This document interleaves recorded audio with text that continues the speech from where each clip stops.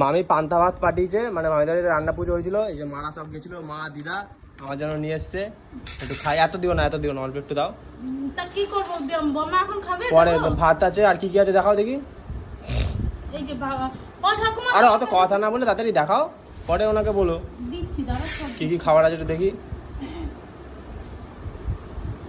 একটা বাটিতে একটু জল দাও না। আরে জল ওরকম করে করো তো। এটা কি আছে? এটা চাটনি আছে, দাঁড়া আস্তে আস্তে দিস। এই যে চাটনি আছে এখানে, অল্প একটু, আর না।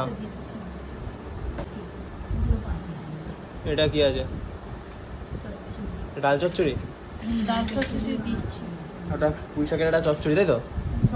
সব রকমের একটা চচ্চড়ি, আলু ভাজা, উচ্ছে ভাজা, আর একটা পটল ভাজা দিয়েছো। আর দিও না, অত দিও না, অল্প অল্প করে দাও, ঠিক আছে? আমি যাইনি, না খেয়েছিলাম উপোস করে। মাছ, এই তো মাছ নিয়ে এসেছি। কি ছোটো ছোটো মাছ গো? লেজা খাবে? দুটো দাও।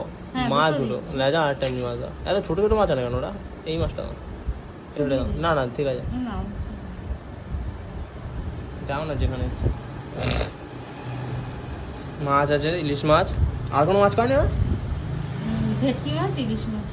হ্যাঁ, এই যে পান্তা পুজো, রান্না পুজোর প্রসাদ।